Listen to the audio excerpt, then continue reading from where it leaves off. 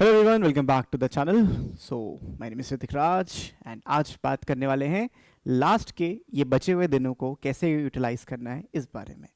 So as you all know, आपका जो computer का पेपर है वो 24 मार्च को है। बस फाइनल डेट आ गई है। तो किस तरीके से ये जो टाइम है उसको यूटिलाइज करना है, इस बारे में आज की वीडियो में हम डिस्कशन करने वाले हैं। So that's our agenda, not much. तो मुझे आप बताइए सबसे पहले, वीडियो को शुरू करने से पहले, कि आपकी कैसी प्रिपरेशन चल रही है, कितना पढ़ लिया है, कितना नहीं किया है, क्या आता है और क्या नहीं आता है। ये सारी बातें कमेंट्स में करते हैं, आप भी करो, मैं आपको ज़रूर रिप्लाई करूंगा। तो लुक आउट फॉर दैट। सो भाई, ये जो 60 डे होने वाले हैं बहुत ही क्रूशियल होने वाले हैं। क्यों होने वाले हैं? आप तो सर बहुत गैप है, 17 दिन का गैप है, 7 दिन का गैप है, डिपेंडिंग अपॉन योर स्ट्रीम्स। लेकिन उन वो जितना ज़्यादा गैप होता जाता है ना, उतना हमें दिक्कत होती है। क्यों? सिंसेरिटी कम हो जाती है ना भाई। टाइम है, अरे अभी 7 दिन है, कल पढ़ूंगा। 5 दिन है, कल पढ़ूंगा। 3 दिन है, पैनिक हो रहा है लेकिन कल पढ़ूंगा। तो ये जो पैनिक की सिनेरियो बन जाती है ना, फिर उसके बाद फिर कुछ हो नहीं पाता। तो इट्स बेटर कि आप ना थोड़े से एफर्ट्स देके उसको अप्रोच करो, वो ज़्यादा बेटर है ना। थोड़े थोड़े एफर्ट्स दो, लेकिन एक रेगुलर टाइम पे दो। ये नहीं कि बस आखिरी में पढ़ना है, वो नहीं करना हमको। वो भी करेंगे लेकिन वो सिर्फ वो नहीं करना है। सो चलिए शुरू करते हैं। मैं यहाँ पे आपको चैप्टर वाइज बताऊंगा, टॉपिक वाइज बताऊंगा कि आपको किस में कितना टाइम देना है। ठीक है, सबसे पहले हम बूलियन अलजेब्रा की बात करते हैं। It's a very good portion of your paper. 20 marks in part 2 and 10 odd marks in part 1। तो अच्छा खासा इसका 30 मार्क्स का वेटेज है आपके ओवरऑल उसमें। तो किस तरीके से ये मार्क्स डिवाइडेड होते हैं ये मैं ऑलरेडी डिस्कस कर चुका हूँ अपने वीडियो में। तो आज हम बात करेंगे कि कितने दिन किसको देने हैं।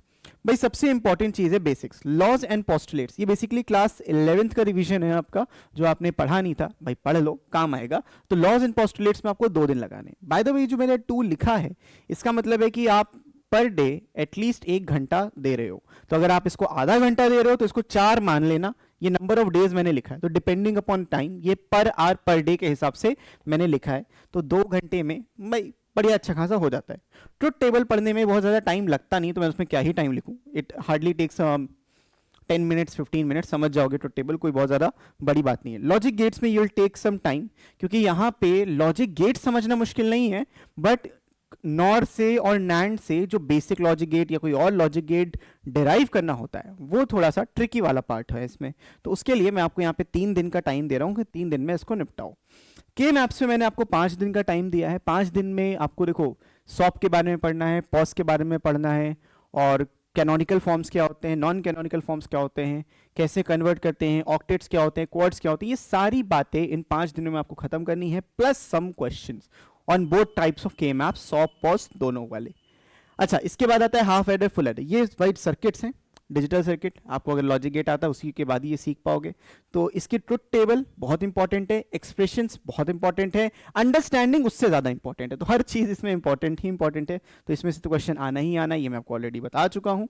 तो इसमें कितना टाइम देना है? You can give anywhere around 6 to 7 days। ठीक है, 6-7 दिन दो, 6-7 घंटे दोगे, आराम से आप बैठ के पढ़ो, मस्त पढ़ाई होगी, कोई दिक्कत नहीं है। तो 6 to 7 आवर्स आर इनफ। ये पूरे काम के लिए, ये पूरा का पूरा काम आप 6-7 घंटे में कर सकते हो। 6-7 आवर्स में दिस कैन बी डन। ठीक है, तो बूलियन अलजेब्रा में बहुत ज़्यादा कोई कॉम्प्लेक्सिटी नहीं है। कॉम्प्लेक्सिटी आएगी हमारे अगले सेक्शन में, दैट इज प्रोग्रामिंग। तो प्रोग्रामिंग से तो वैसे भी आपके हाथ पैर कांपते हैं। तो मैं आपको जो अप्रोच बता रहा हूँ, ट्राई करो फॉलो करने की, और फिर रिजल्ट ना मिले तो भाई कमेंट्स में आके जरूर बताना बस। लेकिन फॉलो करना, ये नहीं कि शुरू हो गए वीडियो डालते ही शुरू हो गए सर आपने जो बताया काम नहीं किया। भाई करो तो प्रोग्रामिंग में सबसे पहले आपको फंडामेंटल्स ऑफ जावा पढ़ना है। ये आपकी क्लास 12th की बुक में भी दिया होता है, क्लास 11th की बुक में भी होता है, क्लास 10th में। तो हर एक क्लास में आपको फंडामेंटल्स पढ़ाते हैं, क्योंकि आप भूल जाते हो, you tend to forget.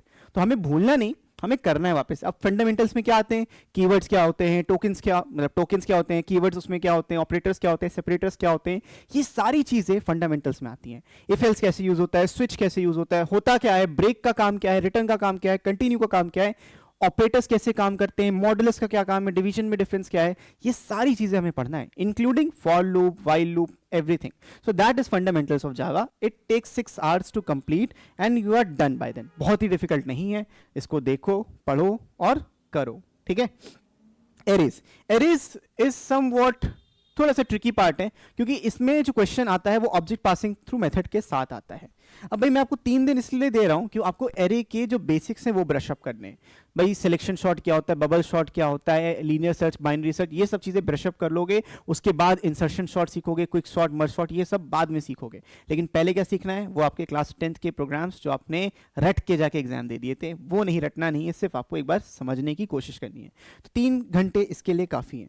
Strings में मैं अच्छा खासा आपको टाइम दे रहा हूँ क्योंकि it's a very very very important topic, और ये जो क्वेश्चन होता है आप छोड़ के नहीं आ सकते, इसमें पूरे के पूरे नंबर आपको मिलेंगे ही मिलेंगे। 10 नंबर का क्वेश्चन आता है तो 7-8 घंटे देना वर्थ इट है। तो आराम से दो, बैठो, पढ़ो। और मैं नहीं कह रहा कि मिनिमम 7-8 घंटे तुमको देने ही देने हैं, ये एक आइडियल टाइम है, इतना कर लोगे तो आपको कोई दिक्कत नहीं होगी। और 7-8 घंटे बुक खोल के बैठ नहीं जाना, 7 घंटे का वेट करें होना ना, ये भी नहीं करना। करना क्या है, 7-8 घंटे पढ़ाई करनी है। कि 4 में भी हो जा रहा है भाई, you are good to go, समझ में आना चाहिए, वो इंपॉर्टेंट है। तो 7-8 घंटे में ये। अब आउटपुट क्वेश्चंस कैसे करें, सबसे बेस्ट सोर्स है पीवाईक्यूज और हमारे गेस्ट पेपर्स, दोनों चीजें आपके पास हैं। तो दो में मतलब आपके पास आपको गेस्ट पेपर लेने पड़ेंगे भाई। नंबर पे कॉल करो, परसेंटेज बूस्टर ज्वाइन करो, उसमें भी आपको गेस्ट पेपर्स परसेंटेज बूस्टर के साथ ही मिल जाते हैं। इसके बाद आपके आउटपुट क्वेश्चंस आते हैं। आउटपुट क्वेश्चंस में आपको क्या बताना होता है कि भाई ये प्रोग्राम लिखा है, आउटपुट बताओ इसका क्या आएगा। इसके बाद एक आता है कोड कंप्लीशन का क्वेश्चन, वो भी मैं आउटपुट क्वेश्चंस की तरह ही मानता हूं, क्योंकि टेक्निकली अगर आप कोड को समझोगे तभी कंप्लीट कर पाओगे, तो अगर कोड को समझोगे तभी आउटपुट दे पाओगे। तो दोनों ही आपके आउटपुट क्वेश्चंस के अंदर आते हैं। कोड कंप्लीशन एक नया इंट्रोडक्शन है, ये लोग रिसेंट ईयर्स में देने लगे हैं, तो आपको उसको भी करना ही करना है। Code completion is a very very important part.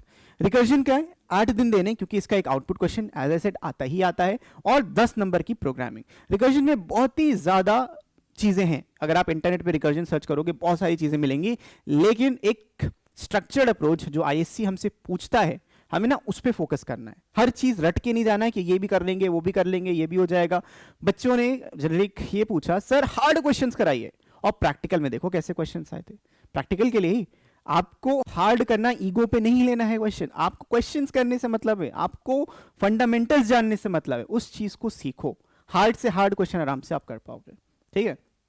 तो रिकर्जन में आपको अच्छा खासा टाइम देना ही होगा, 8 दिन का अप्रोक्स।